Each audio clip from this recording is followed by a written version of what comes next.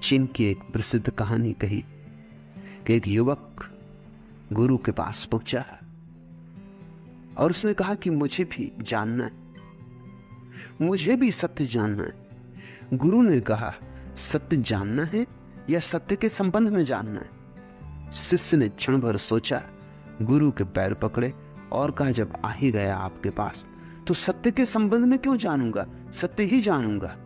फिर गुरु ने कहा, बात थोड़ी कठिन है, सत्य के संबंध में जानना आसान, सत्य को जानना कठिन। क्योंकि सत्य के संबंध में जानना तो जानकारी, पांडित्य, सत्य को जानना तो प्रज्ञा के दिए को प्रज्वलित करना होगा, तो जीवन को रूपांतरित करना होगा। फिर तू सोच ले, सत्य के संबंध में जानना है कि सत्य जानना है? उस युवक ने कहा, अब तक तो मैंने कभी इस पर विचार न किया था कि इन दोनों में भेद है, मगर अब तुम्हें देखकर भेद साफ हो गया। पंडित मैंने बहुत देखे, सत्य के संबंध में जानने वाले बहुत देखे, और अब तक तो सोचता था कि यही जानना है। आज तुम्हें देखकर सारी भ्रांतियां टूट गई। आज रोशनी पहली दफा देखी, अब तक तो अंधेरे देखे थे। अब तो सत्य ही जानना है, जैसा तुमने जाना वैसा ही जानना है, और कीमत जो भी हो मैं चुकाने को तैयार हूं। ये मेरे प्राण लेने हो तो प्राण ले लो। गुरु ने कहा, फिर तब तू ऐसा कर, आश्रम में 500 भिक्षु हैं, इनके चावल कूटने का काम संभाल ले, और अब दोबारा मेरे पास मत आना। चावल कूट सुबह से सांझ तक, थक जा तो सो जा, सुबह नींद खोले तो फिर चावल कूट, चावल ही कूटता रहे। अब न कुछ और सोचना, न कुछ विचारना, न किसी वाद विवाद न पढ़ना, तेरी यही साधना। और अब लौट के मेरे पास मत आना, जब जरूरत होगी मैं खुद आ जाऊंगा। ऐसे 12 वर्ष बीत गए। युवक चावल ही कूटता रहा, चावल ही कूटता रहा। थोड़ा सोचो, रोज सुबह उठाना, मुंह अंधेरे, जब कोई न जागे चावल कूटने में लग जाना, क्योंकि जल्दी ही भिक्षु जागेंगे, उनका नाश्ता तैयार होगा। और रात देर तक चावल कूटते रहना, बड़ा आश्रम, 500 भिक्षुओं का इंतजाम। और जब थक जाए तो वहीं सो जाता था, उसी कोठरी में जिसमें चावल कूटता था। और सुबह जब आंख खुलाए तो उठ के वहीं चावल कूटना शुरू कर देता था। थोड़े दिन तक पुराने विचार चलते रहे, लेकिन जब विचारों को नया नया रोज रोज भोजन न मिले, अपने आप क्षीण हो जाते, अपने आप दुर्बल हो जाते, अपने आप निष्प्राण हो जाते। चावल ही कूटना, चावल ही कूटना, विचार की सुविधा भी कहाँ थी। धीरे धीरे विचार क्षीण होते गए, लीन होते गए। वर्ष 2 वर्ष के बाद तो बस चावल कूटना, चुपचाप, मौन, और चित्त खो गया। 12 वर्ष बीत गए। 12 वर्ष बीतने के बाद गुरु ने एक दिन घोषणा की कि अब मेरी मृत्यु करीब आती और मुझे एक व्यक्ति चुनना जो इस आश्रम का प्रधान होगा मेरे जाने के बाद। तो यह मैंने व्यवस्था खोजी है कि जिस व्यक्ति को भी अनुभव हो गया वो मेरे दरवाजे पर रात 4 पंक्तियां लिख जाए, ऐसी पंक्तियां जिसमें उसका सारा अनुभव समाहित हो। बहुत लोगों ने सोचा, जो प्रधान पंडित था आश्रम का, उसने 4 पंक्तियां जाकर लिखी, प्यारी पंक्तियां लिखी।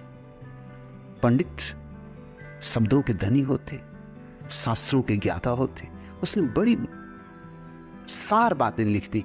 उसने लिखा कि मन एक दर्पण, जिस पर विचार की, विकार की, वासना की धूल जम जाती। धूल को झाड़ देना ध्यान, और जिसकी धूल झड़ गई और दर्पण निर्मल हो गया, वही मोक्ष को उपलब्ध हो जाता। बात तो कही पति की, बात तो कहने योग, लेकिन गुरु जब सुबह उठा और उसने ये पंक्तियां लिखी देखी द्वार पर, तो उसने कहा कि किस नासमझ ने मेरी दीवार को गूदा है। पंडित भी डर के कारण दस्तखत नहीं कर गया था। उसने भी होशियारी रखी थी, रखनी ही पड़ी थी। पता तो उसे भी था कि मुझे अभी पता नहीं, ये तो सब शास्त्रों का निचोड़ था। ऐसा दर्पण जैसा चित्त उसका भी अभी हुआ नहीं था। अभी धूल जमीन ही थी, जमी थी नहीं, खूब जम गई थी। जितने शास्त्र बढ़ते गए थे उतनी धूल जमती गई थी। दर्पण तो न मालूम कहां धूल के अंबार में कहीं खो गया था। ये तो शास्त्रों का सार लिख दिया था। ये अपनी प्रतीति न थी, अपना साक्षात न था, ये अपना अस्तित्वगत अनुभव न था, वह स्वयं इसका गवाह न था। इसलिए दस्तखत नहीं कर गया था डर के कारण। उसने सोचा था, मन तो चालबाज होता है, चालाक होता है। उसने सोचा अगर गुरु प्रशंसा करेगा तो मैं घोषणा कर दूंगा कि मैंने लिखी, और अगर गुरु कहेगा कि नहीं यह पंक्तियां ठीक नहीं तो मैं चुप ही रह जाऊंगा, बोलूंगा नहीं कि मैंने लिखी। मन सदा बेईमान, और जितना मन पंडित हो जाता है उतना ही सदा बेईमान हो जाता है। ये बात चली, खूब गर्मा गर्म चर्चा थी। चावल कूट रहा था वह 12 वर्ष पहले आया हुआ व्यक्ति। 2 भिक्षु उसके पास से गुजरते थे, यही चर्चा करते। उनकी बात सुन के वो हंसने लगा। इन 12 वर्षों में किसी ने उसे हंसते भी नहीं देखा था। उन दोनों युवकों ने पूछा, तुम हंसे क्यों? इसलिए पूछा क्योंकि वो कभी हंसा नहीं, किसी से कुछ बोला नहीं। लोग तो उसको भूल ही गए थे, उसकी कोई गिनती ही नहीं थी। आश्रम में चावल कूटता था, कौन उसकी गिनती करता था? वहां बड़े ज्ञानी थे, बड़े पंडित थे, बड़े साधक थे, योगी थे। कौन इस चावल कूटने वाले को पूछता था? इसकी तो गिनती कोई साधुओं में थी भी नहीं, भिक्षुओं में थी भी नहीं। इन नाम मात्र का भिक्षु था। इसका कुल काम चावल कूटना था। न कभी इसे किसी ने शास्त्र पढ़ते देखा, न कभी किसी ने इसे ध्यान करते देखा। वे दोनों उसकी हंसी सुनकर हैरान हुए और उन्होंने कहा, तुम पागल तो नहीं हो, तुम हंसे क्यों? उस चावल कूटने वाले ने कहा, मैं हंसा इसलिए कि गुरु ठीक कहते हैं। ये चारों पंक्तियां कूड़ा करकट, इनका 2 कौड़ी मूल्य नहीं। तो उन युवकों ने पूछा कि क्या तुम कह सकते हो 4 पंक्तियां जो इनसे श्रेष्ठ हो?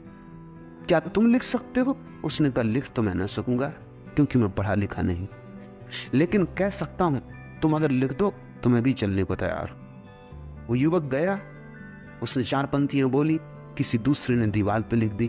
उसने अपने दस्तखत भी करवा दिए, यद्यपि वो दस्तखत भी कर नहीं सकता था। उसने 4 पंक्तियां कौन सी लिखी? उसकी पंक्तियां बड़ी अद्भुत है। उसने लिखवाया, मन का कोई दर्पण नहीं, दूर जमेगी का। जो ऐसा जान लेता है वही सिद्ध है। मन का दर्पण ही नहीं तो विचार की धूल जमेगी कहां? जिसने ऐसा जाना उसने ही सत्य जाना। और उसने कहा कि लिख दो मेरा नाम भी। और जब गुरु ने ये पंक्तियां देखी तो गुरु आधी रात उस युवक के पास आया, उसे सोते से जगाया और कहा कि ये संभाल मेरा डंडा। इस दिन गुरु अपना डंडा ही वसीयत में देते, और ये मेरा चौका, मगर भाग जा, अभी आधी रात है, जितने दूर निकल सके निकल जाए इस आश्रम से। तू मेरा वसीयतदार है, पर मैं जानता हूं इस आश्रम में इतने पंडित थे, वे तेरी हत्या कर देगी। वे बर्दाश्त न कर सकेंगे कि चावल कूटने वाला और महाज्ञानी हो जाए। तू भाग जा, जितने दूर भाग सके निकल जा पहाड़ों। तेरे पास मेरी संपदा है, तूने पा लिया। चावल कूट कूट के पा लिया। चावल कूटते कूटते ध्यान जम गया। कोई भी कृत्य ध्यान बन जाता है।